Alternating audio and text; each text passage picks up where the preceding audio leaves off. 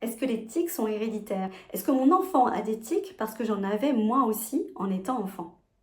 Ça, c'est une question assez délicate. C'est vrai, il peut y avoir une part de prédisposition familiale. J'ai rencontré des enfants qui avaient des parents tiqueurs dans l'enfance, mais c'est pas une fatalité et c'est pas quelque chose que l'on transmet directement. Ce n'est pas parce qu'un parent a eu des tics que son enfant en aura forcément. Un enfant peut développer des tics sans antécédent. Il peut développer des tics alors qu'il n'y a pas d'autres cas dans la famille. En réalité, ce qu'on transmet, entre guillemets, c'est surtout une façon de réagir au stress, une sensibilité émotionnelle.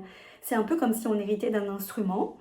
Certains peuvent avoir un piano très sensible, d'autres une guitare un peu plus solide. Mais ce qui compte, c'est vraiment comment on joue de cet instrument. Donc oui, il peut y avoir une part familiale, mais ce qui fait vraiment la différence, c'est le climat émotionnel, c'est la confiance, c'est l'environnement autour de l'enfant. Et ça, c'est quelque chose qu'on peut tout à fait apaiser, qu'on peut transmettre autrement. Dans une prochaine capsule, je vous parlerai justement de l'importance de l'environnement et du regard du parent dans l'évolution d'éthique. Je m'appelle Laurence Lehenry, je suis sophrologue spécialisée dans l'accompagnement des enfants et des adolescents depuis plus de 14 ans maintenant. Et si vous avez envie d'en savoir un petit peu plus, eh bien je vous invite à découvrir mon livre qui s'appelle L'Instant Sophrologie, où j'explore vraiment en profondeur le sujet du stress, de l'anxiété et des tics nerveux chez les jeunes.